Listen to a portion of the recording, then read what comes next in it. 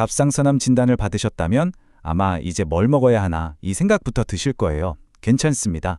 오늘 이 복잡하게만 느껴지는 의학 정보를 여러분을 위한 아주 명확하고 실용적인 계획으로 제가 싹 바꿔드리겠습니다. 네, 바로 그 질문이죠. 대체 뭘 먹어야 하지? 이 질문부터 시작해 볼게요. 왜냐하면요, 치료 과정에서 다른 건 몰라도 이 식단만큼은 여러분이 직접, 바로 여러분이 직접 관리할 수 있는 가장 강력한 무기 중 하나거든요.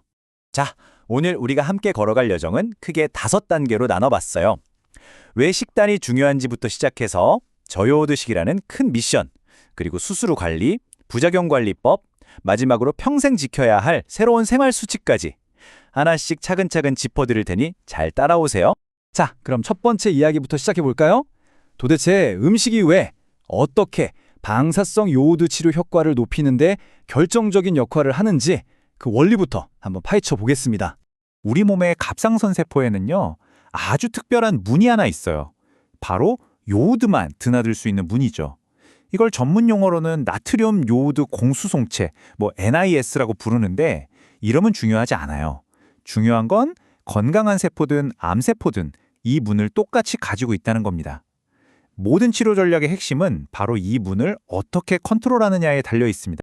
그래서 저요오드식의 목표가 뭐냐? 아주 간단해요. 암세포를 요오드에 쫄쫄 굶기는 겁니다.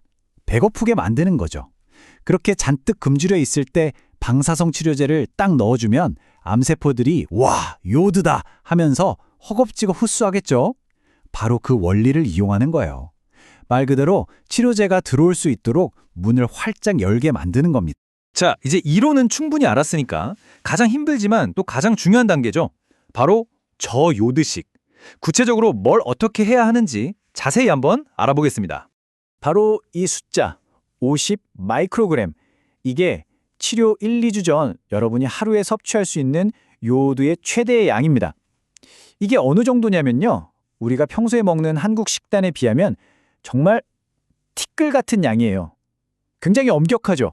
하지만 바로 이 기준을 지켜야만 치료 효과가 극대화되는 겁니다.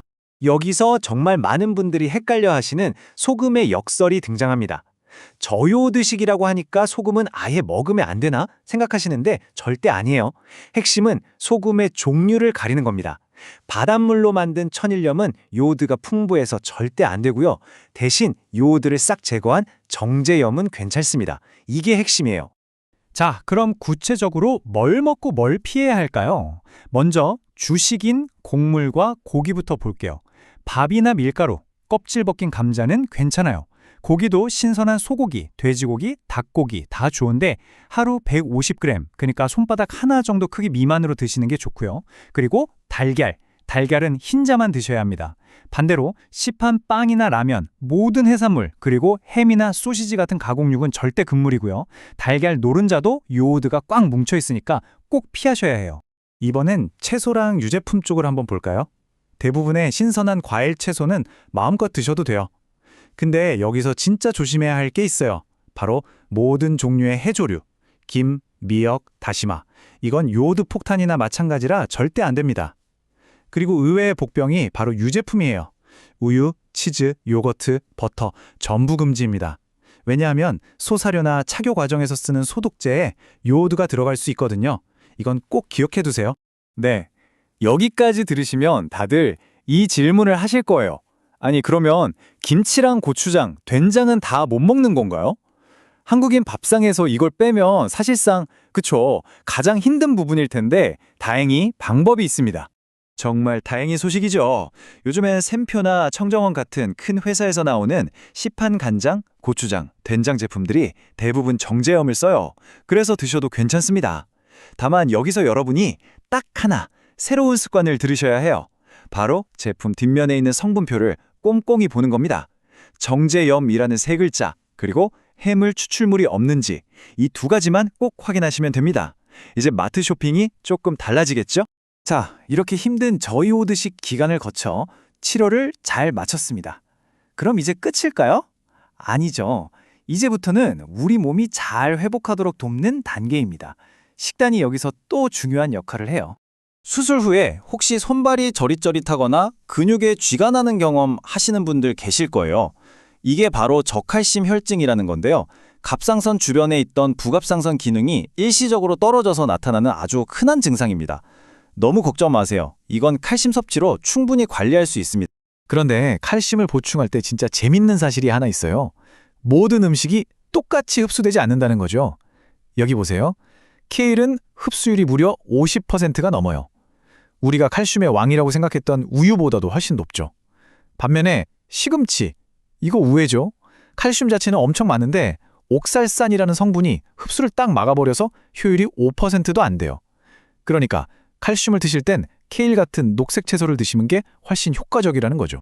방사성 요오드 치료가 몇 가지 일시적인 부작용을 가져올 수 있는데요. 이것도 간단한 식단 요령으로 훨씬 편안하게 관리할 수 있습니다. 한번 알아볼까요? 가장 중요한 게 침샘 관리인데요. 이건 타이밍이 생명입니다. 방사성 요오드를 딱 복용하고 나서는 잠깐! 바로 뭘 드시면 안 돼요. 침을 자극하면 안 됩니다. 최소 24시간을 기다렸다가 그 후에 신맛 나는 사탕이나 껌, 오미자차 같은 걸 드시기 시작하는 거예요. 그래서 침 분비를 확 늘려서 침샘에 남아있는 방사성 물질을 씻어내는 거죠. 24시간 꼭 기억하세요. 혹시 치료받으면서 입에서 쇠맛이 나거나 음식이 좀 밍밍하게 느껴지시나요? 이것도 흔한 증상인데요. 이럴 땐 몇 가지 꿀팁이 있어요. 쇠 수저 대신 나무나 플라스틱 수저를 써보시고요. 고기 맛이 이상하게 느껴지면 닭고기나 계란, 콩으로 바꿔보세요. 아예 레몬이나 식초, 민트처럼 향이 강한 걸 더해서 맛을 확 살리는 것도 좋은 방법이고요. 음식을 좀 차갑게 해서 먹는 것도 도움이 됩니다. 이런 작은 변화가 회복기 식사를 훨씬 즐겁게 만들어줄 거예요. 자, 이제 치료의 큰 산은 다 넘었습니다.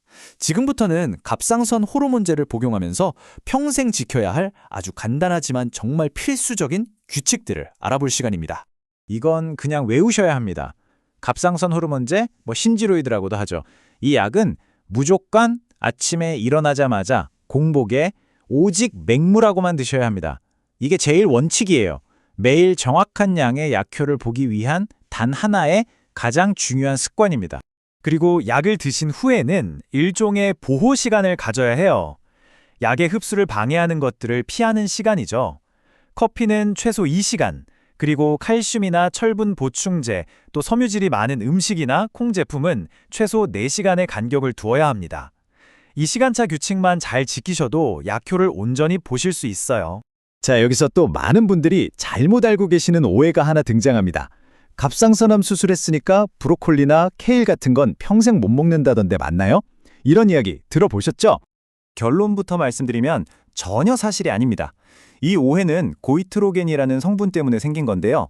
이게 갑상선 기능을 방해할 수 있다는 건 맞아요. 하지만 두 가지를 기억하세요. 첫째, 한국처럼 평소 요오드 섭취가 충분한 나라에서는 거의 영향을 미치지 않고요. 둘째, 이 성분은 열에 약해서 살짝 데치거나 익히기만 해도 대부분 사라집니다. 오히려 이런 채소들은 항암 효과가 뛰어나기 때문에 걱정 마시고 맛있게 건강하게 챙겨 드시는 게 훨씬 이득입니다. 자, 어떠셨나요? 이제 음식을 어떻게 내 편으로 만들어서 치유의 동반자로 삼을 수 있을지 감이 좀 잡히시나요? 오늘 함께 알아본 이 정보들이 여러분의 치료 여정에 든든한 지도이자 나침반이 되기를 바랍니다. 음식을 더 이상 두려워하지 마세요. 여러분의 가장 강력한 아군으로 만드셔서 건강한 길을 힘차게 걸어가시길 진심으로 응원하겠습니다.